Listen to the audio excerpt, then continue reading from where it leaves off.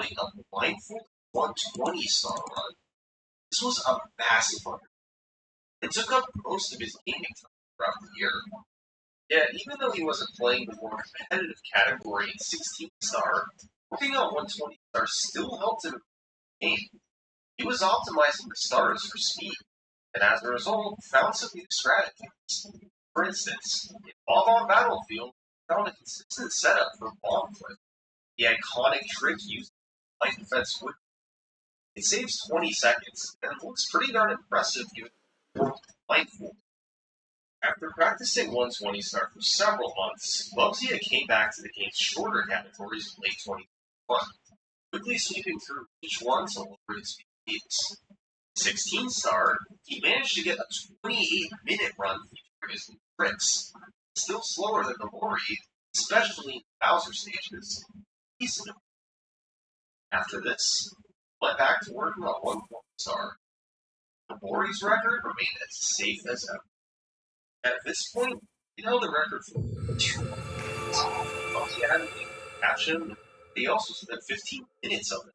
I'm gonna go to the castle. 22 came around, really seeming like this was Lots the of good Mori's stuff record. there. He could simply do things with a blindfold on that nobody else could. At least, nobody who had tried so far. The only hope of beating the Mori was somebody who had their own set of incredible blindfold skills. Someone like Endyman. In late 2021, Endyman became infatuated with blindfolded Super Mario 64. That September, he became just the third person to beat the game blindfolded in under an hour. By January, his time was down to 35 minutes. By March, scored his PB to right behind Bubsy. Impressive for relatively blindfolded gaming. Endy's playstyle was like a hybrid between Bubsy and the Mori. He didn't beat countless numbers, but didn't rely on muscle memory. Many of his fastest strategies involved he'd mess around in a level with his eyes open and figure out how to time certain actions. Eventually, he'd find a series of inputs that gave him the best consistency, and practice it relentlessly into it. Endy got really good, and it paid off with a 8-minute run. He fell behind Bubsy while collecting the stars as he died. He was actually faster than Bubsy down the stretch. It was gold split after Yeah, dang it, we can't use a horse. Fire Seed, Bowser in the sky. After hitting the last throw, All the rest of the stables are too far. But I guess I do have cars now, don't I? A couple months later, Endy got on another run. Started with both Latitude Skip and Long Flip. Let's see here, where's the... Fortunately, he struggled just right outside. Died twice in Fire Seed, and died on Bowser at the very end. That's 4 deaths. Yet he still by a full and ahead of Bubsy in second place. Endy had gotten, despite several minutes of time loss, the rest of his run was so fast that he helped him. Endy's incredible. It was honestly starting to look a lot like the Mori. The only thing he didn't have was the Mori's consistency. Mistakes made up the whole. Safe to say that Endy was officially a world record contender. For the next few months, it would get quite interesting. Endy started practicing the last 2 tricks like standing left side and both. Most importantly, he worked hard. He had the skills to get this world record. He just needed to hold it together for long enough and all the lineup. I was hoping to get a full 3 extra for double the battery I used to have, but I suppose this is still good too.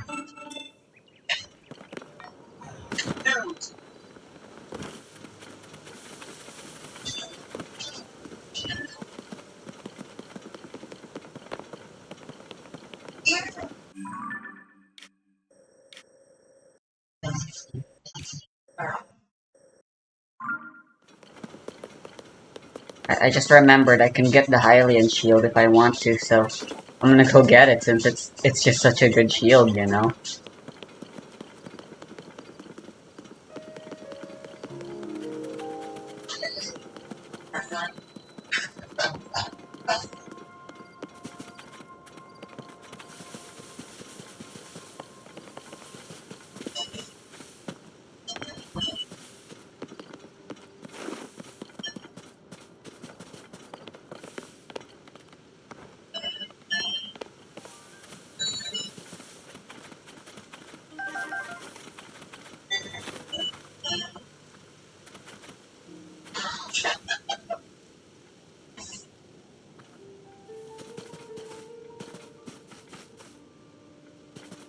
That's 3 days in a row. And he was closing. This was a 24-minute run with 2 deaths and other scattered time losses throughout. There was easily a minute worth he could make. But Eddie was getting into doing hundreds of runs with eyes closed gets monotonous. He enjoyed looking for strategies more than he enjoyed runs. So, even though he was so close, Eddie decided to take a break from 16 star and instead focus on 1 star and even shorter category. Meanwhile, Bugsia was watching everything Eddie did at 16 star. He was amazed at how close he got to the board. After completing the world's first blindfolded 120-star run in May, Bubsy was ready for a new challenge. He'd improved so much while on the 120-star grind, and gotten especially good at searching for new strategies. Bubsy had turned into a player. Full 28-minute and 16-star is in the distant 3rd place. July 2020, he embarked on a quest to change that. Bubsy still couldn't rely on muscle memory as heavily as before. That meant his gameplay would generally be a bit slower as he had to set things up more. But he could make up the difference with faster strategies. He had a chance at it. He and Eddie found new tricks all across the run, like triple jumping off the wall while going up top, and long jumping I think straight my across left the gap. Joy-Con's starting to These wear small and tear. improvements began to add up. Starting The to heavy do hitters were Joy-Con the drift. I final didn't mean to 2,000 do that seeds. circle movement. Bubsy found a few The routes to controller reach the kinda Lord's did elevator that on cycle its with own. fire seed, cutting out his muscle memory strategies while Maybe mashing it's just speed. Steam And again, in but Bowser in the Sky, I don't Bubsy know. decided he had to commit to going for There it is again. standing left side, elevator skip, and even doing a triple jump dive on the rotating platform. Bubsy knew this would help make up for some of the speed of it, but would it be enough? That July, he got on a run that fell about 45 seconds behind Mabori after the first 8 stars. After accidentally quitting out of Lethal Modelland and missing the star in Dire Docks, his deficit rose to over 2.5 minutes. But he did manage to gain time on the VLJs and executed his new Bowser in the Sky strategies to perfection. The end result was a 25-40, 2 minutes behind the record and 1 minute. And Upsia was a changed player. Look, he hadn't held the record in 3 years now. Ori had always been too dominant. This run was proof that finally he was fast enough. The world record was reached. Bubsy could clean up a couple blunders in the run, and he could finally get the top spot back. Bubsy got off to a start. He had all these new strategies to the Dark World. It had a 20-second break. In Lethal Lava Land, like a fish like Bay coins. No one has.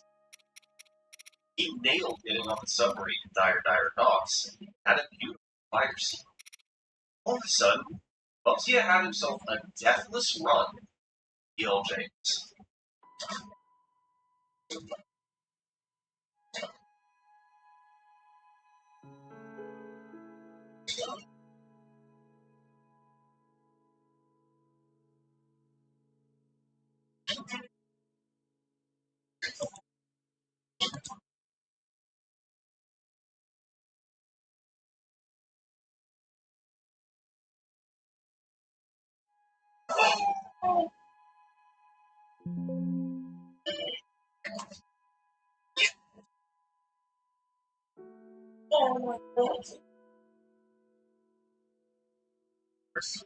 long years, Bubsy was back on top.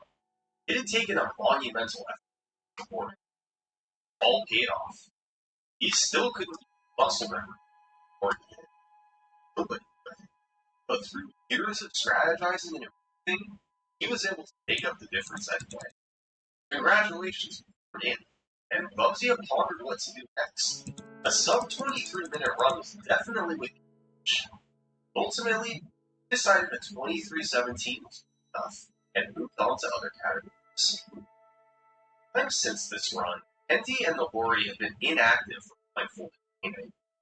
Bubsy, on the other hand, after taking a break for a few months, he returned to 16 star by early 2023. Ever since then, he's been on a quest for a sub 20 minute blindfolded run.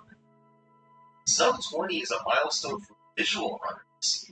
Taking the blindfolded world record there was completely insane. That's what Bubsy was.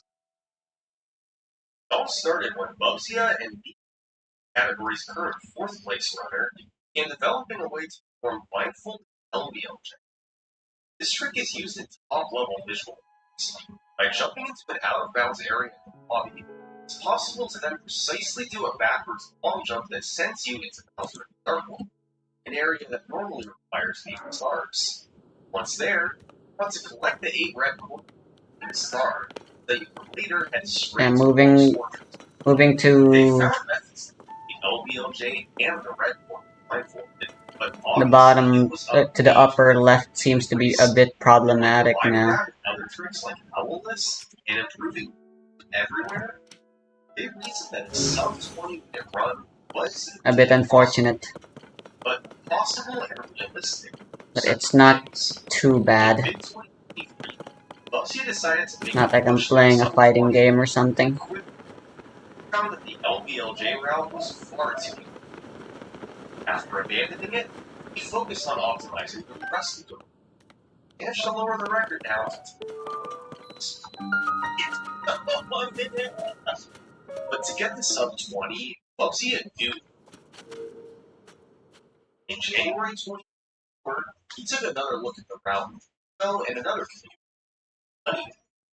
They realized it would be faster to skip Wolf Mountain entirely, adding another star and shifting Sandland and Monoland. That saved another 20 seconds. Now, Bubsy felt that he had to. The upside was too good to pass up. On February 15th, 2024, Bubsy managed to land OBLJ and the Reds in his fastest time. What? He struggled a bit with stars, like once each in shifting Sandland and Monoland. Still, skipping strategies had a complete fire seed and got both LJs first try. After flying through Bowser in the sky, Bubsy had a chance at a big world record.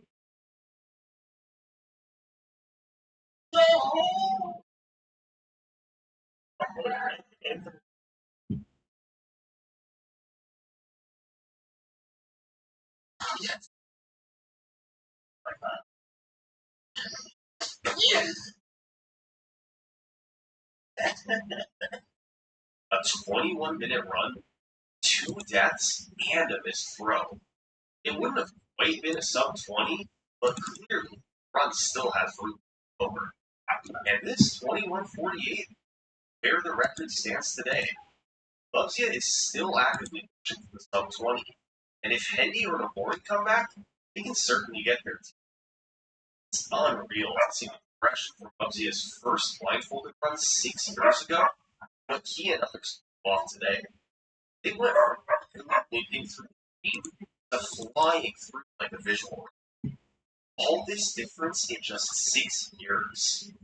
I don't know about you. I can't wait to see what another 6 year progression will do. Thanks for watching. For a behind the scenes look at how I made this video. So loyal viewers, this was my final snap here. This time,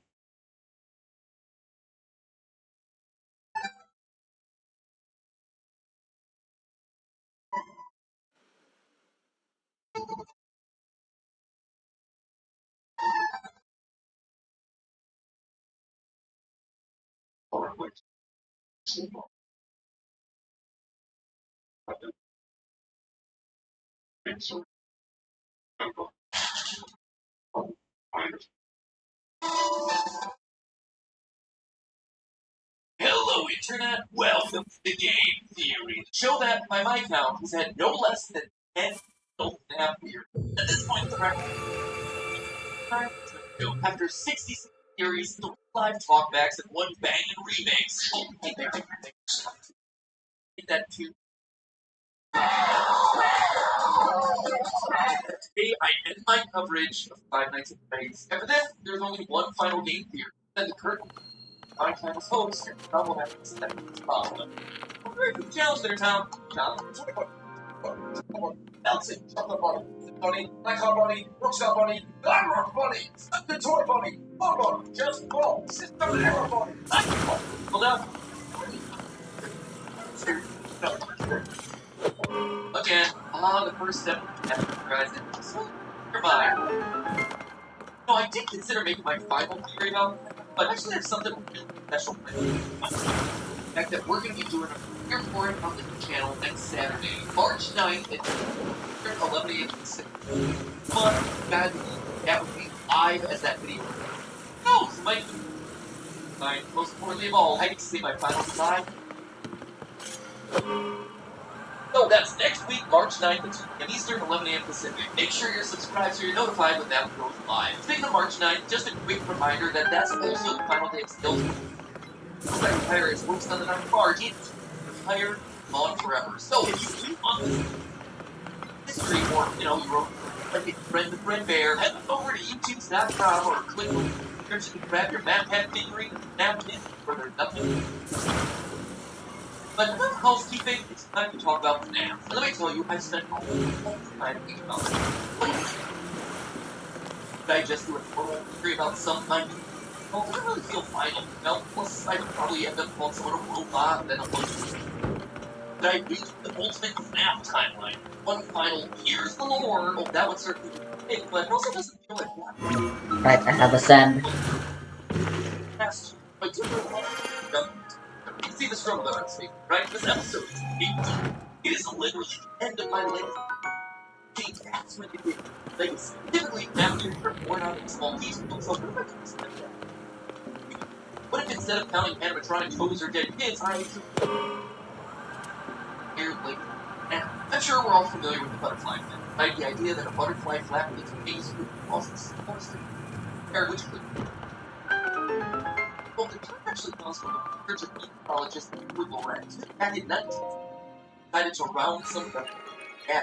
That's the one variable from 506.127 to just 506. And yet that tiny right there completely transforming sunny skies into violent storm.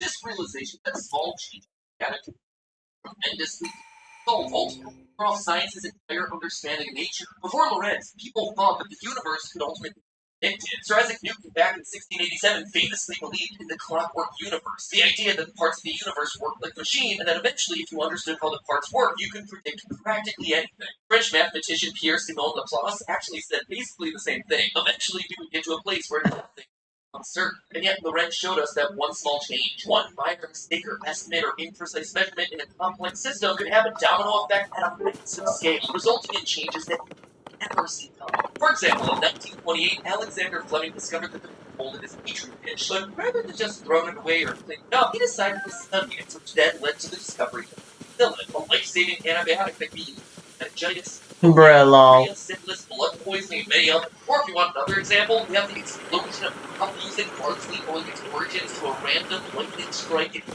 York City. In 1977, a bolt of lightning put the city of New York into a 25-hour blackout. So what do you do for all that time that you're stuck in the dark? Yell, Loot Village, baby! New Yorkers started to ransack storefronts, including music shops full of instruments and supplies. Suddenly, expensive DJ equipment was in the hands of young, inspired musicians eager to experiment with hip-hop, which was a new genre of music just hitting the local scene. And thus, hip-hop able to thrive. History is full of these sorts of stories, from the foundations of medicine and music to even stuff as extreme as the origins of both World War I and II. Why do I bring all this serious stuff up in relation to Super Bear Game? Because now, one founding variable. One message by Scott Kaufman shaped gaming.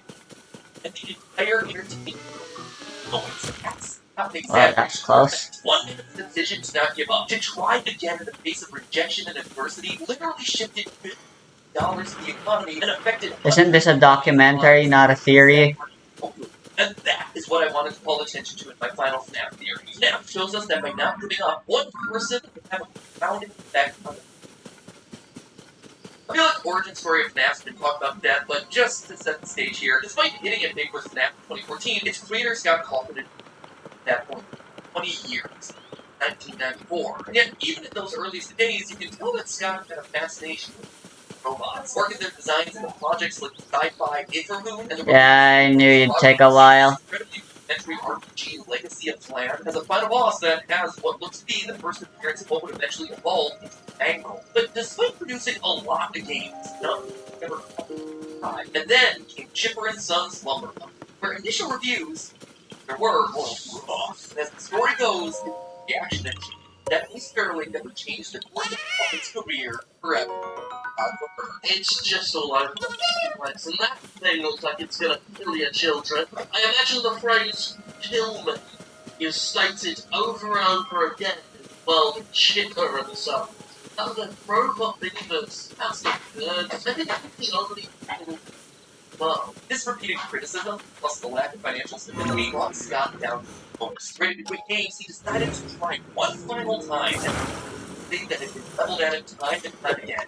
3D robotic creations. And thus, Five Nights at Freddy's was born. That right there, that's gonna have to be our next one. The one flap of a butterfly wing. The decision to make a final game instead of just giving up. Now, let's see how it all maps out from there. Let's start with just the obvious downside.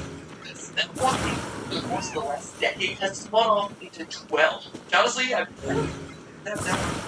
but believe it or not, there were 12 of these things, depending on how you count them. The entire franchise has sold 9.9 billion copies on Steam alone, which in total has an estimated revenue of $94 million. I guess I can make this work still. Or the number of microtransactions for FNAF AR, Giselle had over. It's also worth pointing out that of the $94 billion, 50 million of that was just sales of security for each. That was actually at full price as opposed to all the others who were either free or a couple of bucks. And all the first 4 FNAF games were entirely a one-man job. Things you make are stored in Autobill's history and can be easily recreated from there. Wow! Even to this day, No way! Up until now, they've focused on releasing retro consoles, very niche market, but that made them perfect to bring the retro style pixelated FNAF game into the pit, releasing here. But pairing up with these smaller companies that aren't insanely well known, Scott's not only been able to make bigger, better games, he's also been able to use his single game success to put billions of eyeballs and billions of dollars. As a result of their work with FNAF, Illumix started working with Disney on Run the Parks. And Steel Wool ever to release a game outside of FNAF in the future, you can bet that it's going to have itself a fan base attached to it, because people now know about them. And they're going to want to see what other work do. So that's on the game side, or at least on the official side, but something there would be overlooking the much bigger impact FNAF has had on games that haven't even been released yet. This one series inspired a whole new generation of game designers unlike any game that's ever really come before. All of them cut their teeth on the genre that exploded in the mid-2010s, a FNAF fan game. Five Nights at Treasure Island, Five Nights at Wario's, Pop Goes, The Joy of Creation, Those Nights at Rachel's, Activeville, Glitch Attraction, Bloodman's, Junior, Spaceship, and Freddy's. Go on and on and on for days. Some of these were just for memes, others were more serious attempts at making games inspired by FNAF, and many of them were just taking the world that Scott had created and broadening it outward into a game that they wanted to see made. If you go onto Game Jolt, you'll find thousands of fan games, and I do mean thousands. If you search just for FNAF and select games, you're presented with 36 games per page and 277 pages available.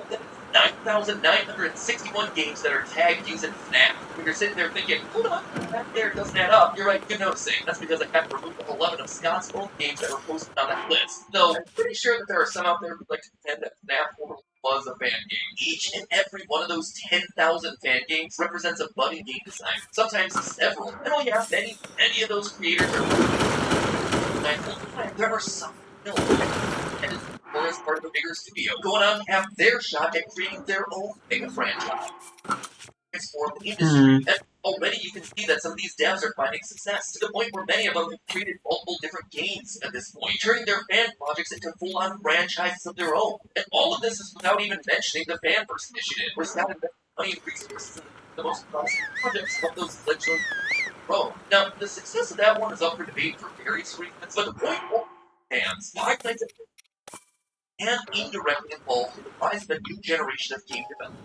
Developers that, just now, 10 years later, were only starting to they're really inspired the game. It's already seen a massive shift coming off the heels of FNAF. Prior to FNAF's release, any top 10 list about horror games would have been filled with games like Outlast, deep amnesia, games that leave a hard horror graphic core. Now, though, other horror games That didn't work.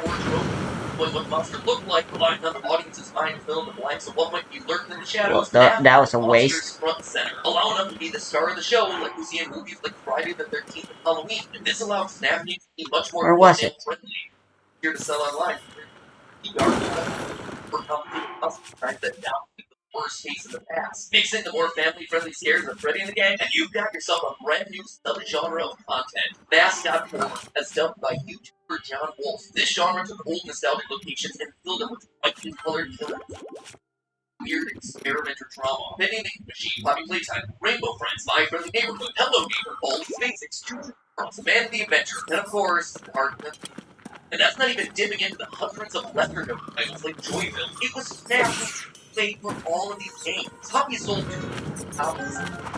Bendy has made over $30 million just off of its installments. Hello Neighbor is a thing that continues to exist. And while people complain about oversaturation in the market at this point, there is no denying that the formulas work well for the better part of the last 10 years. So maybe you're sick of games. Want to read a book? Well, I hope you're excited to read the 7 Hello Neighbor books, 5 Bendy books, or the Poppy Playtime Employee Handbook that's coming out later this year. Mascot horror franchises now also line the shelves of your local Barnes & Noble. Why? Because FNAF did it first. So sure, Scholastic had done some video game book publishing in the past, mostly guidebooks and activity books that happened.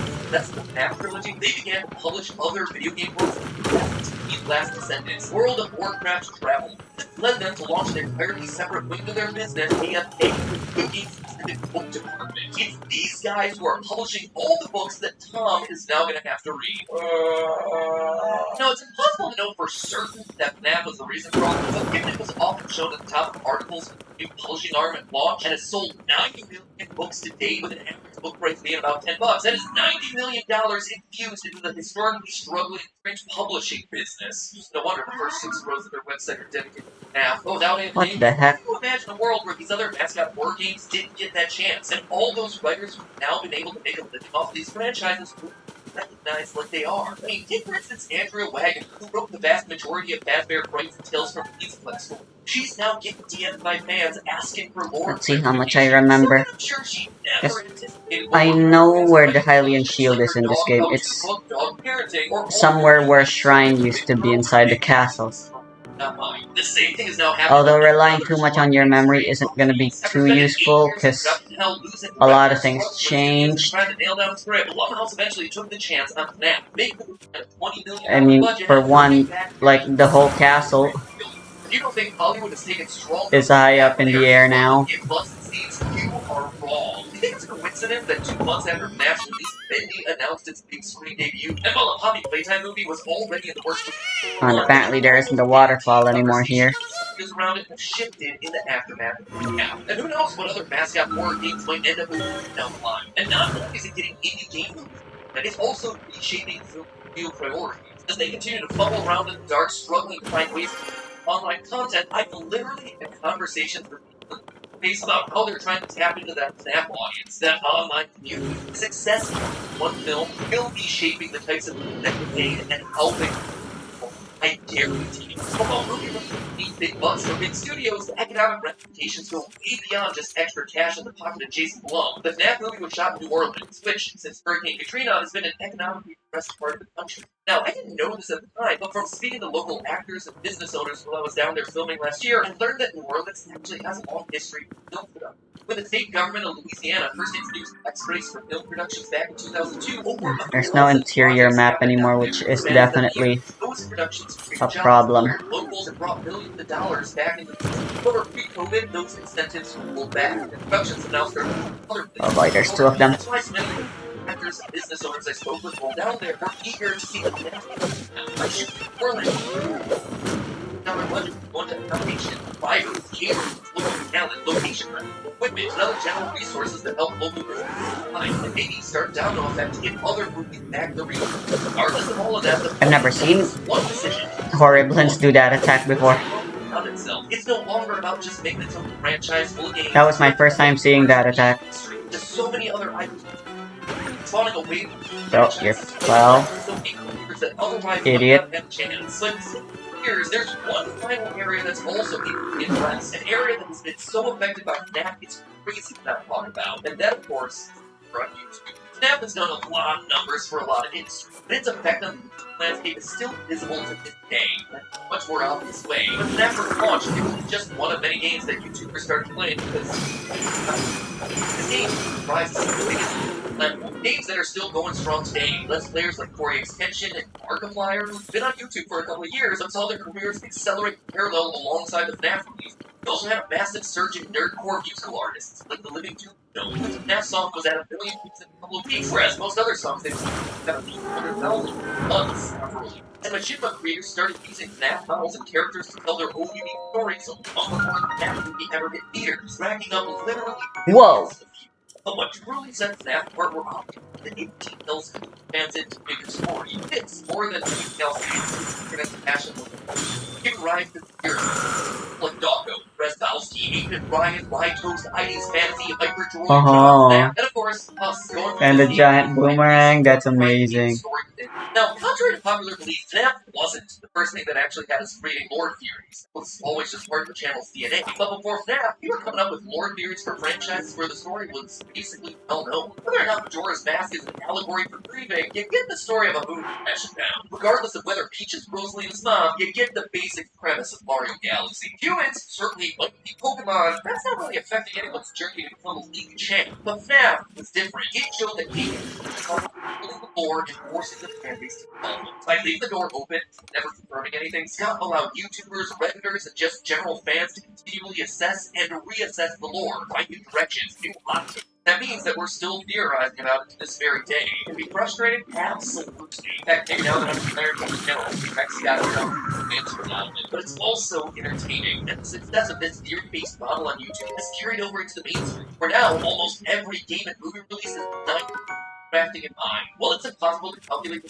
scope of FNAF on YouTube, I was able to find that there are 106 videos with more than 10 million views each. Together, they total roughly 5.4 billion views. Just their very own. If assume that they're getting the standard gaming CPM on YouTube, which is about $4.55. That's a total earning across all of those videos of $24,570,000 in ad revenue. Markiplier's literally gone on record to say the house that he lives in. By the way, this is to anyone who hasn't played the original Breath of the Wild. This staircase area right here, this is new. This wasn't in Breath of the Wild. Itself, or I can look at it at the dividends it is paid in health, ease, and that's put him in a position to pursue bigger and loftier projects like the Markiplier series. And now his movie Iron Claw. One half of the Living Tombstone, Sam Haft is now writing songs for internet sensations like Hazbin Hotel. YouTubers like FNAF and Rytos, they've been able to go full time to do all things. Then, look at us. Because of FNAF, we've been able to give jobs to dozens of people. That's all. We've carved out our platform and process for the spotlight on so they must taste things that are able to make you aware of projects that you should be playing and watching. Mandela Catalog, Volume 5. So the list goes on and on and on. In short, FNAF ecosystem where new IPs find a virtuous cycle that benefited sure, but also had a halo effect on dozens of other franchises looking to get attention. And all of this is without even mentioning other trickle-down effects. Our large platform allowed us to run charity events like St. Jude, paying that blessing forward to help doctors and hospitals working on treatments for childhood cancer, where of course, Scott himself was a sizable and direct contributor here. There are also dozens of other charity events coming Figures like Doggo, Markiplier, Jacksepticeye, Rytoast, John FNAF. Not only have these events been able to raise tens of millions of dollars for various organizations looking to do good work in the world, hopefully those events in turn inspired others, you, our audience, or other creators to adopt the spirit of generosity and giving in their own lives. And yet, it all comes down to this one function. One guy, in the face of adversity and criticism, chose not to give up. That was millions of people and billions of dollars affected by that once fair game. Thank you, sir. Thank you. And while all of this is cool and an inspirational, it's a little overwhelming. Right? So look at the impact that one decision like this can have, and that's. But remember, it's all about small decisions. Being kind to someone else, doing something else, listening to someone's problems, making them laugh. All of those are seemingly small things that.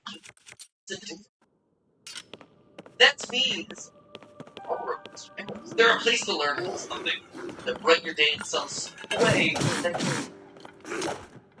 And that positivity spreads, it creates a real massive change. That's me, honestly, the hardest thing to that chance to be a little bit of good. You know what? I'm not done yet. I'll see you one last time next week, March 9th at 2 p.m. Eastern, 11 a.m. Pacific, as I celebrate with you one final time. Here's the kid. Till then, as always, remember, we'll just again, Yuri.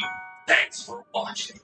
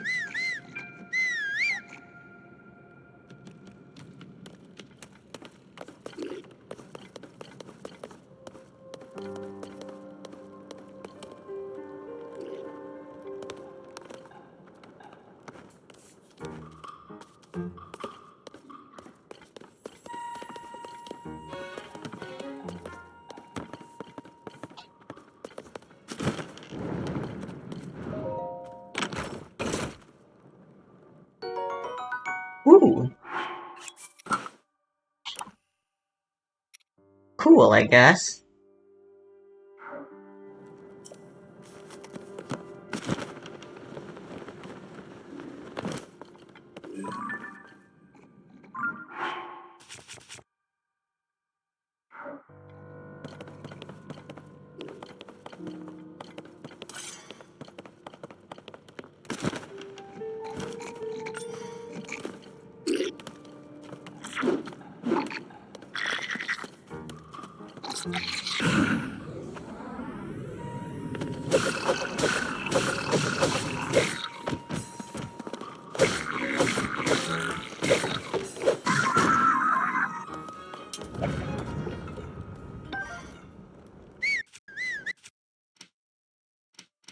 Okay.